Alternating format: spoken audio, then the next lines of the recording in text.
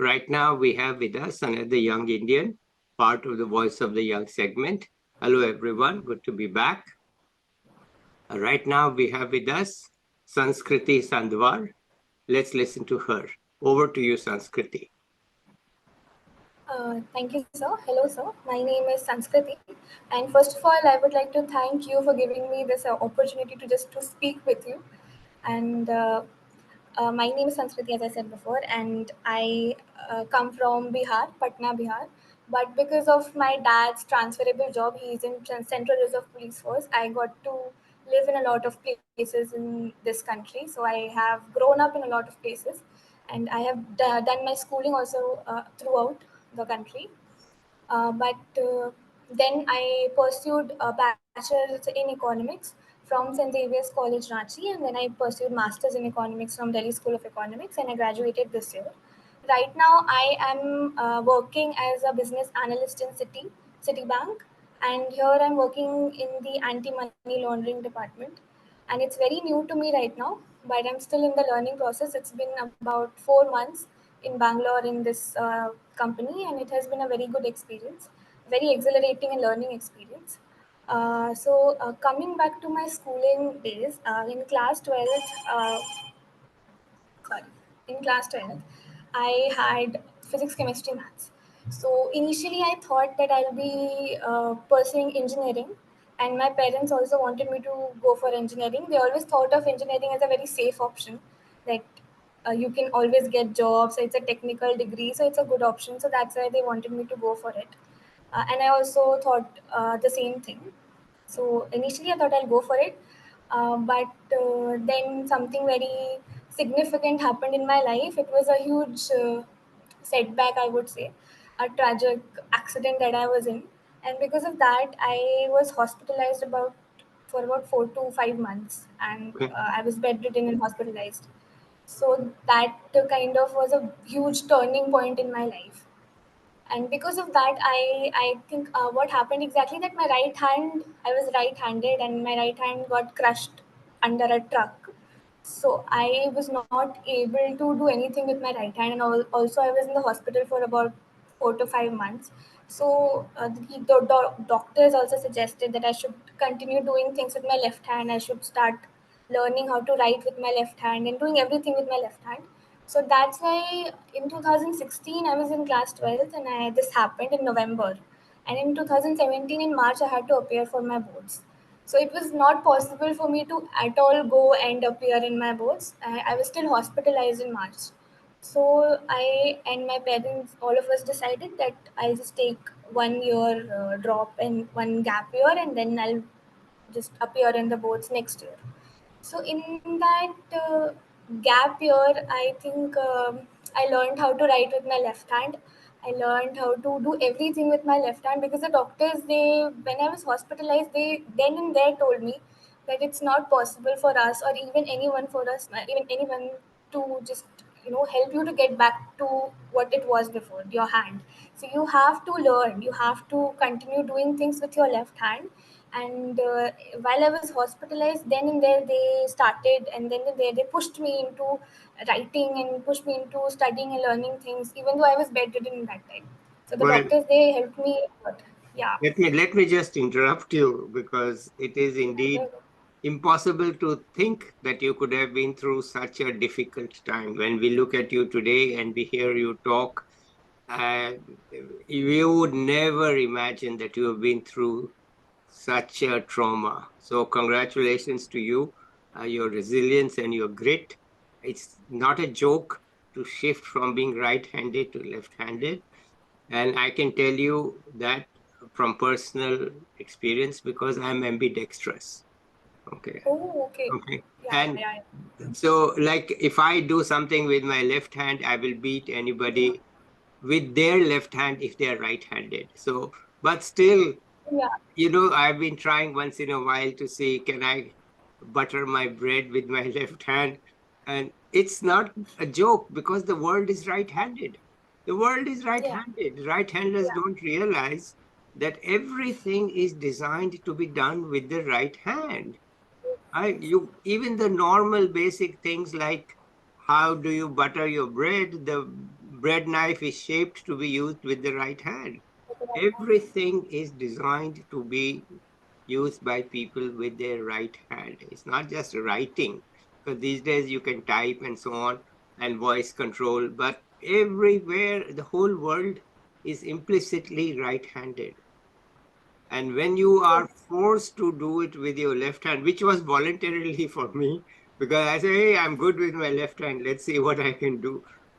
But it was very confusing to the brain. Yes. It was very And confusing for me to say, okay, I'm going to do this with the left hand. I can do it better than anybody else who's yeah. right handed, but still, I couldn't do it without sending confusing signals to my brain and saying, what's going on? And in a sense, I have given up because at this age, I just couldn't hack it. So I'm just so impressed to hear you say it, that yes, you were able to. Now, they say Majburi ka naam Mahatma Gandhi, but still, Right. the world is right handed. And if you don't have the use of your right hand, it's a big drawback. I mean, my son is left handed, my daughter is left Yeah. handed, but they have their right hand. So they have learned how to juggle the things. So I thought I'd tell you from my personal knowledge that what you've achieved is something that's hard for others to imagine. It's Thank you, hard. sir. It's very hard for I others to imagine even what it takes to shift uh, permanently, not for a short period of time, but permanently to do it. So let me say congratulations and thank you thank so you much. for Thank you so sharing much. this story so candidly with us. Sorry to interrupt, but let's go on. Yeah, sir, I agree with you a lot because it was very confusing and very frustrating while I was shifting from right to left, and I was not mentally stable at that time. I was also going through a lot of stuff. A lot of mentally, I was traumatized at that point, and in that situation, I was forced to learn things and forced to go into a different environment and go out of my comfort zone. So it was not easy for me. It was very difficult. It was very confusing, very frustrating. But I think I kind of, my parents and me, all of us just pushed me in that direction that you should do it. You can do it, and there's nothing you should not give up on this because you want to lead your life, you want to live your life, and you cannot just give up because this happened to you. So I'm very grateful to my parents because they have supported me in every aspect they could. And I remember during that time, during that 1 year that I took a gap, I was not able to sit for more than 2 hours or 3 hours. And in that 2 3 hours, they pushed me to write and to learn things because they knew that I had to appear in my boards next year. And I also thought that I'll just, after 4 or 5 months of staying at home, I thought I'll just enroll myself in a coaching center so that I can get that environment or just get back to the life that I had. That was also not easy for me to get back into a classroom and sit there and write and study, but that helped me a lot. And I think I did the right thing to go there, even though my parents were a bit skeptical before that should we send her or not because of all the trauma and the mental condition is not that good for her right now. But I still went, and I'm very happy that I did because it helped me a lot. So after that, I took that 1 year gap. I learned how to write. Then I went back to studies, and then I appeared in my 12th boards, and then I graduated with good marks. And also, I was supposed to go for engineering before, but since this happened, and I was in no condition to stay away from my parents, I had to stay with my parents, and my father was posted in Ranchi at that time. So my father and my mother, both of them were like, "You cannot go out, and you have to stay with us. You need our support." So engineering was not an option because of that. And also, I thought that maybe it's better for me that I stayed with my parents. So I gave up the idea of going for engineering. And then I thought, what should I do? I had a few options. I didn't wanted to go back to science, and I also didn't want to pursue history, geography, or anything, any art subject. So I wanted something, some middle ground between that. So then I was introduced to economics. I didn't have economics in 11th and 12th as an optional. I had IP, CS, computer science. So then I was introduced this to that, and then I started reading the books, class 11, 12 books, and everything. Then I just sort of developed an interest in that subject, and that's when I thought that I just try to enroll in a course which has economics, and so I took admission in bachelor's in arts for economics in St. Xavier's College, Ranchi, and I graduated from there in 3 years. And while I was pursuing that, I developed a lot of interest in it. Initially, I thought I'll take economics because it will help me in civil services as well. But then when I started reading it, I thought it has more bigger like I can just go and pursue many things if I go for economics. It's not just for civil services because I developed that sort of interest in it. And then in the last year, in the third year of my undergraduate, I decided that I want to go for masters. And then I appeared in every other entrance exams there was for masters in economics, and I think I got in uh, DSC, JNU, and Hyderabad School of Economics, and also Gokhale and College for Economics. So was before in Gokhale, but then I switched to DSC when I got into DSC. And I would say DSC was the most amazing and the most exhilarating experience for me, because before that I didn't know what hard work as such in academics. Yeah, Because university forced me to study. yeah. I am telling you this, that I had never studied that much. I had I never know, I know, I know what DS is. Yeah, So I remember when I got I that list and I saw my name on that list for the admission. I was very terrified. I was not happy. I was terrified that why did I get into DSC because it's very scary. So I told my parents and they were very happy. Initially, I was like, I don't want to go. It's very scary place, and I don't know if I'll be able to do it or not. But again, my parents, they believed in me. They said that you can do it. It's very good opportunity. It's such a good institute. You cannot just leave that because you're scared. So my father, he pushed me and he's like, you should take admission. So I took admission, and I wouldn't say it was easy at all. I have had so many breakdowns and so many setbacks in BSc, but I still feel very grateful that I was there, because it has taught me so many things, not just academically or some skills that I developed there, but as a person also. I think it has shaped me who I am today. And I would also be grateful for to DSC because of the job that I'm doing right now. I got placed from there, and I'm doing very good right now, and the job is very good. So that is also something that I'm very grateful for. And also the people that I met there. I would say that before that I had met a lot of people, but this sort of crowd that DSC has is no other college. I have never encountered that, and I think I am very happy that I did, because I've made really good friends in DSC, and I've like understood the meaning of friendship going to DSC, because we used to teach each other. There were subjects and we used to take solve each other's doubts, and we used to do group studies, and before exam nobody sleeps, everybody is studying with each other. So that sort of environment, that sort of like selflessness towards each other, I found in DSC, and I'm very grateful, very happy that I was there. So even though it was sometimes a nightmare for me, sometimes I thought I might not be able to graduate in 2 years, but it was very good, and I've graduated, and I'm very happy that I did. So yeah, well, I've heard from so many young people who say, look, getting into DSC is one thing, coming out of it alive is something yeah, else, right?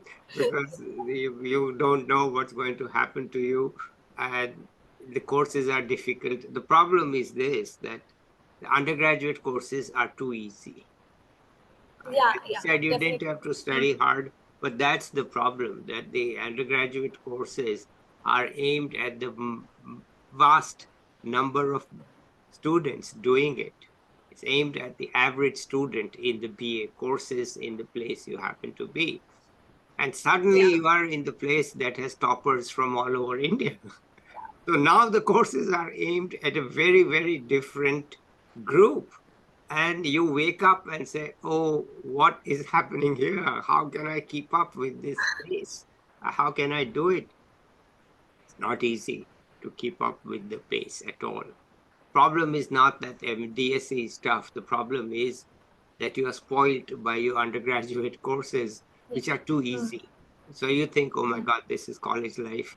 It's easy. You don't Mm. have to study hard. But once you go to DSE, it's like, okay, just get It's not. going. Yeah. Okay. So good. So I'm glad you made it and you got a good job. And Citibank is a job that many people want. But tell us why you Yeah. chose corporate.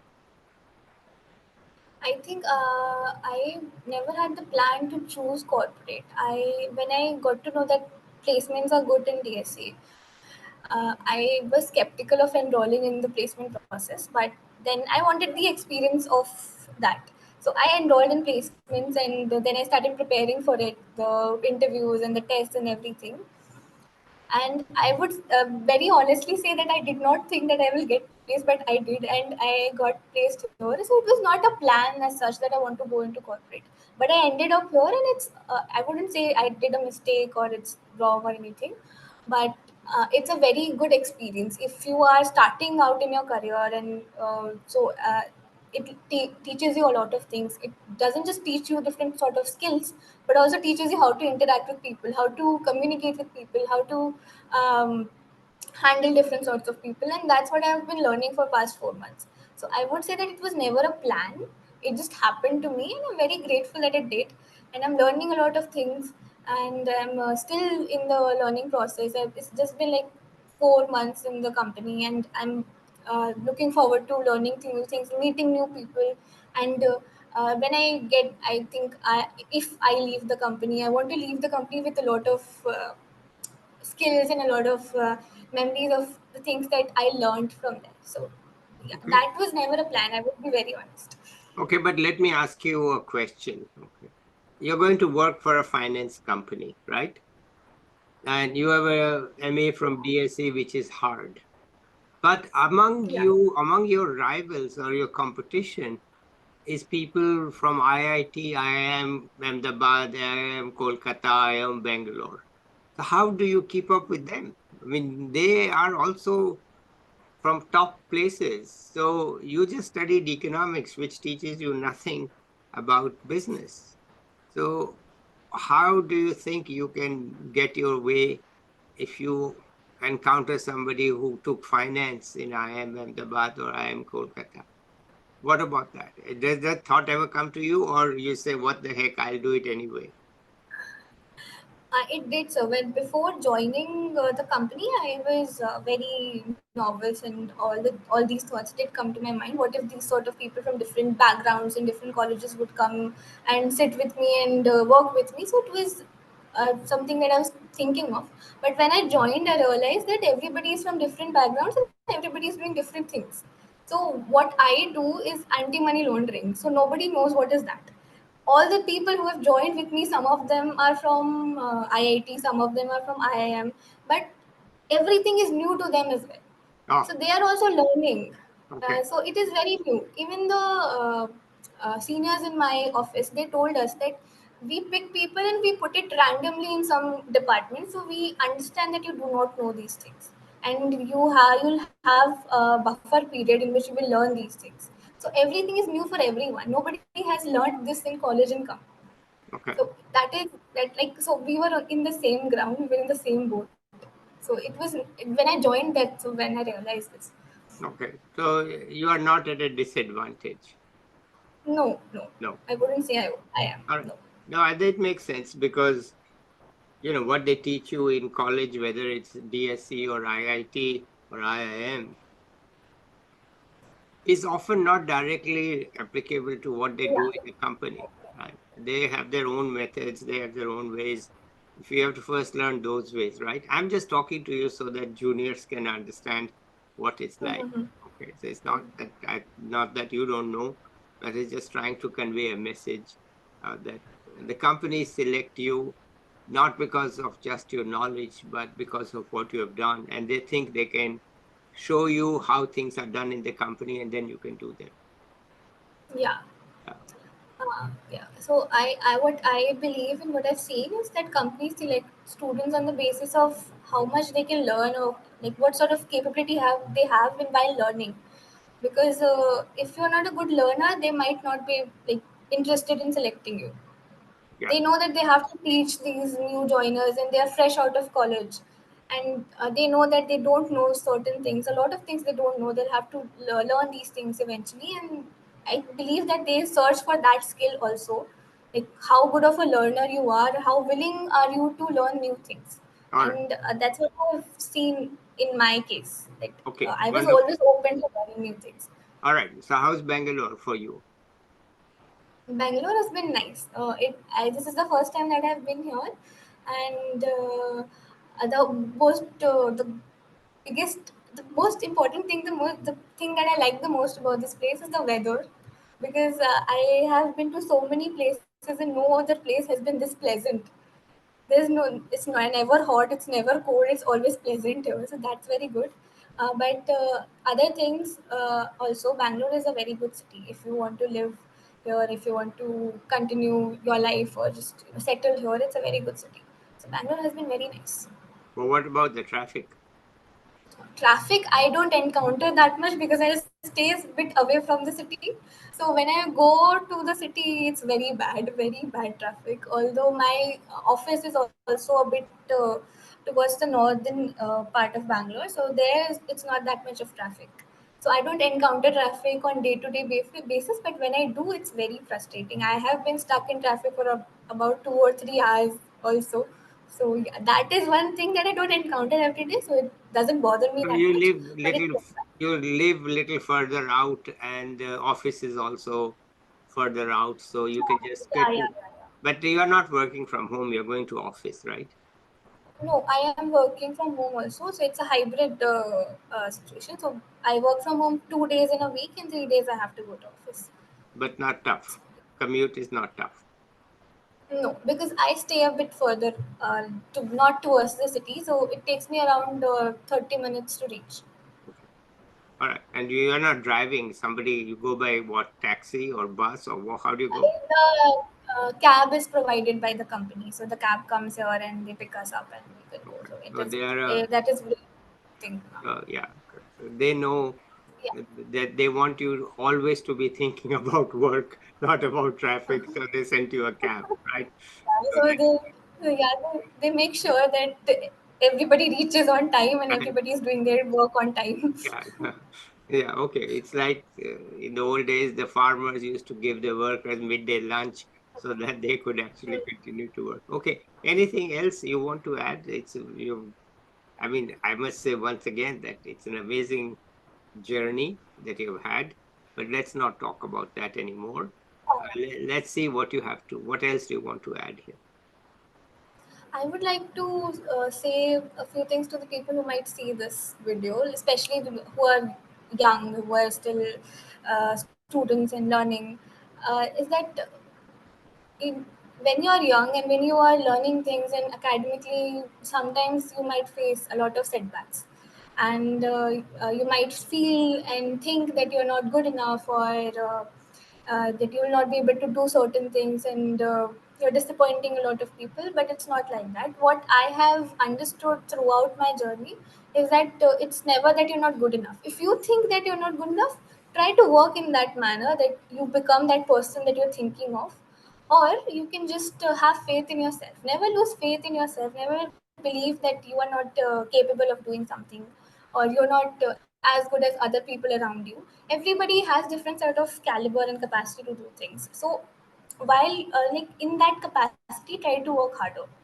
That's what I think. Because I, as a person, have thought of this, that I'm not good enough and I'm disappointing a lot of people and I should just give up. But that's not how it's done. You should never give up, and you should always try to work towards that, towards yourself, and how you might achieve that certain aim that you're building.